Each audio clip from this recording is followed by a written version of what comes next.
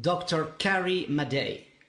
She is a medical expert who has done research for decades, and she has found some extremely disturbing things about the upcoming vaccine for COVID-19.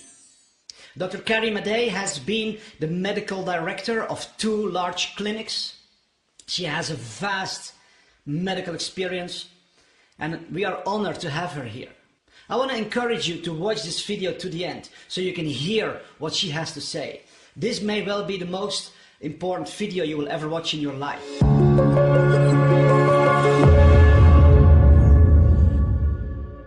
I am very excited to be here, and I feel it's very urgent that we get this information out to everyone. I started researching vaccines probably in my early 20s, been very interested in them, but never before have I seen the technology being used on this proposed COVID-19 vaccine, never before. First of all, this vaccine will be using a modified RNA or modified DNA in the vaccine. So why is this important?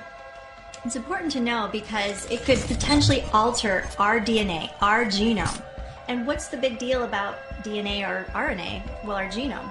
Well, the genome is what makes us human, and what separates us from the rest of the animals and plants in the world. It's the blueprint for what creates us, how we reproduce, how we function, how we repair, how we evolve. So one little change, one little protein inserted, one taken out, one changed, can actually create a congenital defect or a hereditary disorder. So a little change is grand.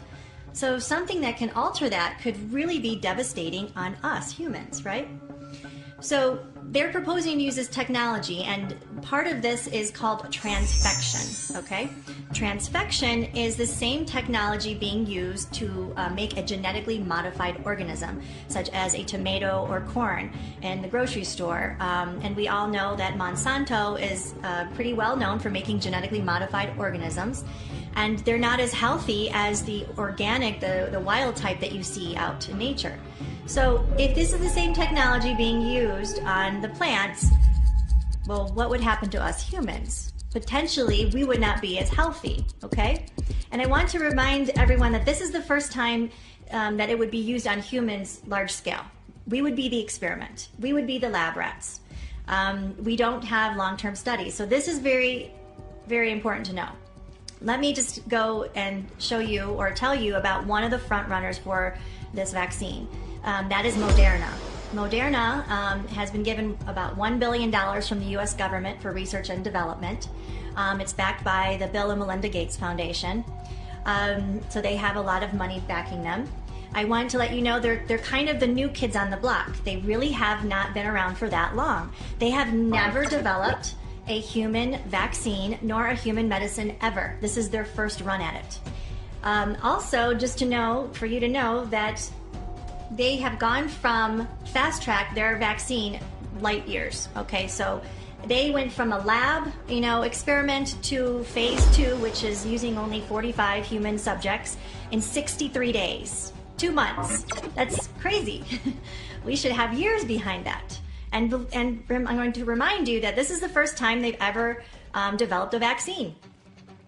Their early studies so far showed that in their phase 2, which is using 45 human subjects, when they did introduce this vaccine into the human subjects, 100% of the high-dose vaccine group, 100% got systemic side effects. In the low-dose vaccine group, 80% got systemic side effects. So already we're seeing initially side effects. Now long-term, we don't know. So on Moderna, one of the ways that they could apply this would be, a proposal would be going to use a bandage called a microneedle platform. So a microneedle platform would be a bandage that you could get in the mail, like Amazon or UPS. It's a bandage you would apply on your hand here, and then you take the sticker off, and then voila, you have a vaccine. You do it yourself. So how are they doing this? The bandage has tiny little microneedles on it, and it's designed after a snake fang or a viper fang. So it's like a bite from a snake, but many of them. And they say you really won't feel it, but it goes into your skin, and the little tiny microneedles will be injected. So what's in a microneedle? It'll be either the DNA or the RNA vaccine. Number 2, it'll be something called luciferase. Now this is very important to know. They patented an enzyme called luciferase, okay? So this is called luciferase, they claim, because it gives a bioluminescence, a light, okay? And it's not something you can see or feel, but if you have a special device like a smartphone app with a special application, you can scan over it and it will light up. It'll show a pattern, a digital code, a barcode, a tattoo. We're going to be branded. Each person will have their own ID. You know, this reminds me of World War II. You know, it's something to think about, being branded like a product in the store. So that will be in there, and that will hold proof that you're being vaccinated. They want to make sure that you're scanned and that you've gotten the vaccine. So we'll be branded. What could that be used for? Well, there's lots of technologies out there, but it's something that we need to be concerned about.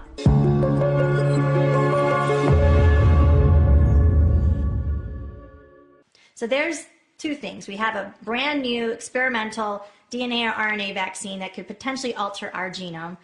And number 2, we're going to be tattooed or branded with an ID. And then number 3, this is all in a hydrogel. So hydrogel is a technology that was invented by DARPA, Department of Advanced Research Project Agency. Now this is a small part of the Pentagon or the Department of Defense. They make the sci-fi inventions that you might hear about. So this is one of their inventions.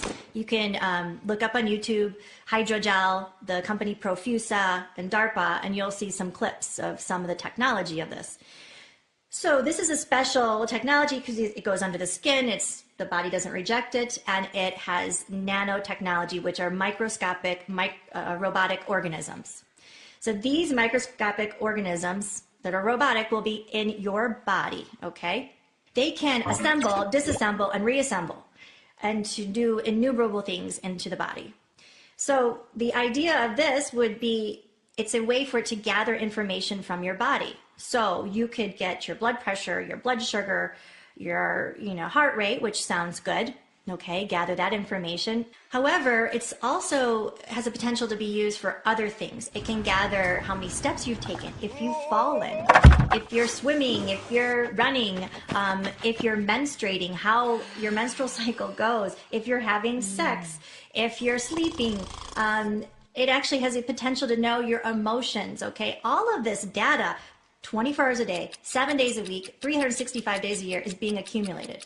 And where's it going?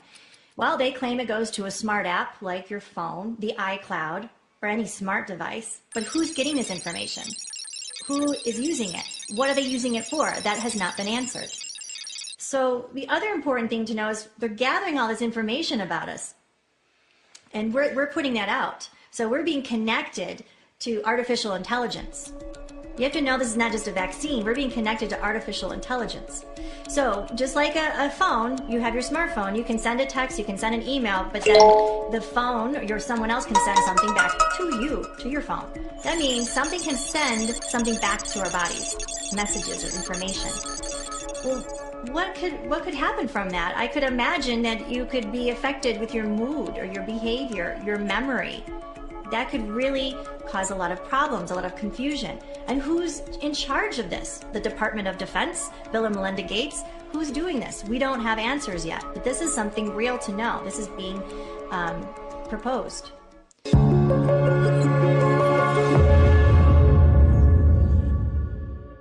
And I don't know if you've heard of something called ID 2020, but it's also the idea that everybody will have a unique identifier. And from that identifier, everything will happen. We will not need credit cards. We won't need cash. Well, this is the beginning of the unique identifier, this branding, this tattoo. This means the end of cash, the end of credit cards. This is the beginning of all of this, okay? The loss of autonomy, the loss of independence, the loss of privacy. We have to really know what these people are intending to do. So the hydrogel also, the companies are claiming that the hydrogel has the potential to be an on-demand drug delivery system, okay? And I'm not saying it's coming in this vaccine, but I'm saying this is the same technology. You need to know this. So an on-demand drug delivery, that means that through a light application, that a drug could be delivered into your body. Well, That's a little concerning because I know if I take a medicine, I have a tablet and a bottle that has a label. I see the tablet, it has a unique identifier on the tablet, and I take it, and I know when I take it, I'm in control. But what if something, it has a light source, and I'm not quite sure what they mean by that, but that is what they're talking about, can activate something in your body? What if you don't know it's been activated? What if there's a problem with it? I mean, could you imagine the implications of this? What if a bunch of people are rioting out of control? Could something be stimulated in you to sedate you? I could imagine in the wrong hands, this could be very dangerous. Is that part of the reason of our military being involved? I'm just giving you some ideas to be critical thinkers and to know what they're proposing in these vaccines and to research these things for yourself. You really have to know how it's not just a vaccine they're giving us. They're manipulating our DNA, our genome. And, you know, they say it's temporary, but I'm telling you that when you manipulate the genome with transfection, you can make it permanent. It is a possibility. And they won't know that until they do it to all of us. Do you want to take that chance?